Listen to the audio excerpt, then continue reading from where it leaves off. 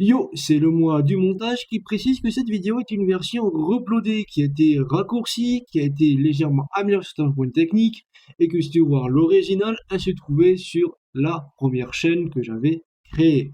Alors, bien entendu, t'es libre de réagir dans les commentaires, et bon visionnage de la suite. Salut à toi et bienvenue dans l'aventure. Alors aujourd'hui, je vais te reparler de cette fameuse carte que j'ai achetée. Cette fameuse H-Rock. Prends bien en compte de ce modèle-là. Parce que tout simplement, je t'invite en arrière-plan de tester cette carte-là de ton côté. Ou si jamais tu es un expert du GPU, me dire si c'est tout à fait normal ou si c'est bien un problème réel qu'il y a sur la fabrication de la carte. C'est pour ça que si jamais tu es intéressé par ce modèle de carte, écoute-moi bien attentivement parce que peut-être que tu ne voudras pas l'acheter par la suite et tu vas peut-être partir sur la version basique. Pourquoi je dis cela? Parce que tout simplement, quand je ne suis pas un expert du GPU, je tiens à le préciser, mais quand tu prends une carte qui a qu'un seul connecteur 8 pins plus alimentation du PCI Express qui vient nourrir un peu plus la carte, mais tu peux facilement atteindre les 180-190 watts de consommer. Tu peux potentiellement y arriver car le 8 pins est capable de pouvoir délivrer en moyenne dans les 150 watts de mémoire. Ça veut dire que cette carte-là, qui se veut OC, qu'elle a deux connecteurs, eh bien, potentiellement, on pourrait peut-être dépasser les 200 watts sans aucun problème. Pouvoir aller plus loin que ça. Sauf que ce n'est pas du tout le cas. Malgré que sur le fameux logiciel de Windows, tu vois noter ici, comme tu peux le voir, j'ai poussé vraiment à fond au niveau du power. J'ai poussé aussi la limite au maximum qu'elle pouvait encaisser. Et ça ne change vraiment pas grand chose. Parce que tout simplement, la consommation reste toujours bridée à 160 watts. Donc, c'est ça qui me frustre. C'est que je comprends pas pourquoi cette carte-là se comporte comme cela. Là, je viens de lancer le fameux bench, comme tu vois, qui est en train de tourner. Et comme tu peux apercevoir ici, il tourne à 157 watts, 151, 100 watts, tu vois, ça varie un petit peu, mais elle ne va pas vraiment tirer toute sa fameuse puissance en arrière-plan. Et ça, je trouve quand même assez curieux, parce que il y a aussi un autre problème, entre guillemets, c'est que le deuxième connecteur, je peux le débrancher, et elle va quand même tourner sans aucun souci. Car si je fais cela avec la Arc Edition Limited, et si je ne branche pas le deuxième connecteur ou que je le débranche par la suite, j'ai un crash qui se passe automatiquement. Si je le fais avec la fameuse Big Fox qui elle a 2 fois 8 pins, que je trouve que j'ai mis dans la boîte ici, hop, je la montre.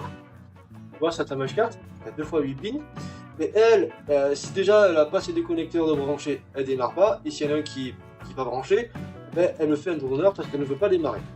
J'aurai directement un code d'erreur de la part de la carte mère. De la part de la carte, oui, de la carte mère. Donc, cette fameuse H-Rock, eh bien, on peut la démarrer avec un seul connecteur 8 pins. D'où ma question, mais comment c'est possible? Alors, on a lancé un autre bench, et comme tu peux le voir, mais actuellement, on tourne dans un tour de 160 watts de consommé. D'accord? Et tu peux le remarquer, ici, on a bien des 2 fois 8 pins qui est branché. Jusqu'à là, tout est normal. Mais ce qui n'est pas normal, c'est ça. C'est que je peux débrancher la prise, je la vois, elle est dans mes doigts, et le bench continue de tourner. La carte n'est pas instable, il n'y a pas des trucs bizarres visuellement parlant, ça tourne correctement. Et ce qui est encore plus étrange, c'est que théoriquement, quand il y a du jus et que tu fais ce genre de petits trucs, simplement des petits mouvements de haut en bas, donc faut pas le faire, mais je le fais quand même. Mais je n'entends pas le petit étincelle. Comme quoi, si cette prise, en fait, elle serait une prise factice. Et sache que, je vais pas te mentir là-dessus, c'est que je l'ai testé avec le multimètre et elle donne aucun signe de vie. Donc, je me pose réellement la question, est-ce que c'est un défaut de fabrication que j'ai avec cette carte-là? C'est pour ça que je vous invite vraiment en retour, vous qui avez la même carte, de tester pour voir si ce deuxième connecteur vous apporte vraiment une amélioration au niveau des performances de consommation, ou est-ce que vous pouvez la mettre en route comme ceci et lancer un bench ou lancer un jeu et sans que ça pose aucun problème d'instabilité sur la carte. Ou voire même d'aller tester plus en profondeur si jamais tu es un spécialiste du GPU, de tester cela plus vraiment en détail, parce que moi je trouve ça curieux qu'une marque assez reconnue propose un GPU à 2 x 8 pins et que ce deuxième 8 pins ne sert strictement à rien. Voilà pourquoi je fais cette vidéo aujourd'hui. Alors je vais aller plus loin dans mon analyse, c'est que tout simplement si tu vas voir un petit peu plus en détail sur la fameuse Challenger en question, qui est aussi une carte de ces H-Rock, tu auras les benches qui sont sortis de cette carte là, tu auras les benches légendaires, mais tu verras une chose, que ça se joue à un point de chat, la différence de performance. La raison est tout simplement au niveau de la construction, la fréquence de l'orge de la fameuse Challenger, elle est de 2,75 de mémoire, et celle-ci elle est de 2,80. C'est juste ça la différence qu'il va avoir. Le RAT, c'est exactement identique. Donc, c'est pour ça que je trouve légitime de faire cette vidéo concernant ce deuxième connecteur, qui pour moi, il ne sert à rien.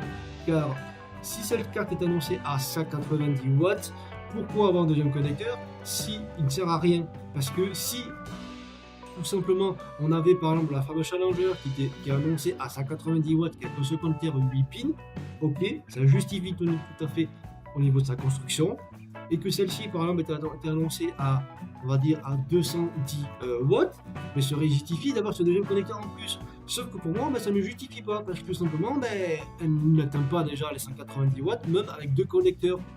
Donc, est-ce que c'est aussi le soft de Art qui est bancal? J'en sais rien. Mais ce qui est sûr et certain, c'est qu'il y a vraiment quelque chose qui ne tourne pas rond sur ce modèle de carte. Et du coup, c'est à vous aussi dans les commentaires d'aller de faire vos tests de votre côté, d'aller analyser les benches en arrière-plan si vous le souhaitez, et vous pouvez vraiment donner votre point de vue dans les commentaires, car moi de mon côté j'ai hâte vraiment à vous relire, car sincèrement je suis quand même curieux de savoir est-ce que ce deuxième connecteur est là pour vraiment apporter quelque chose à la carte, ou est-ce que c'est simplement décoratif en arrière-plan. D'ici là, on se retrouve pour une prochaine aventure, et bye bye à toi et reste curieux.